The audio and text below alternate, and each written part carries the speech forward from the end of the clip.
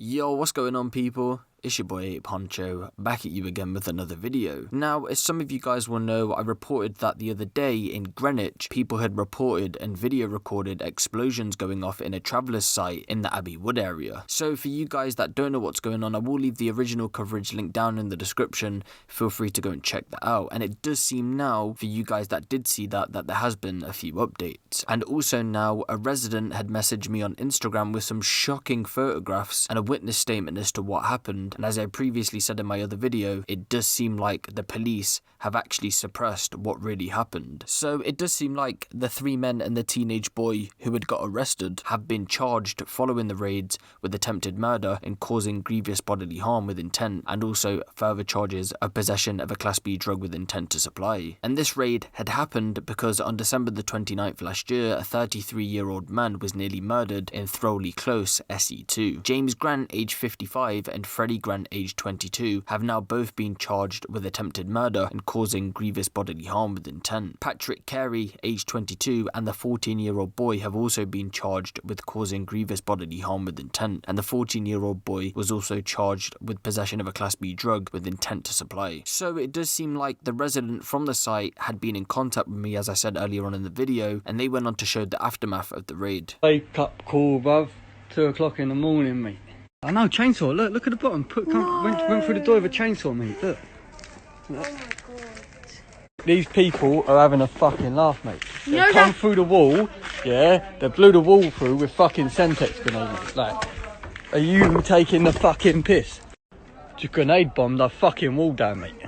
Now, I understand that the charges brought against the group are extremely serious, but again, according to a resident who wishes not to be named, they would go on to say this about how police treated them during the raid. And they went on to say, so the police had raided the site in the past, that being around 2019, over a separate incident, and they had smashed everyone's doors off before. So when they had started the raid this time, because we heard them blow the wall off outside, my granddad had decided to open the door so they couldn't break it. They then threw a flashbang at his head, which caused the carpet to set on fire, and my granddad ran into his room and they decided to throw another flashbang at him and my grandma. They then went next door and smashed about 2 or 3 windows for no reason and held a gun to a 3-year-old's head and told her to stay on the ground. They would then go on to explain that some kind of explosives were used to blow off the wall. They had claimed it's Semtex, which was outside someone's door, and there was a newborn baby in that specific caravan. They then went on to say a 70-year-old woman's window was also broken through, and they threw her son, age 50, with disabilities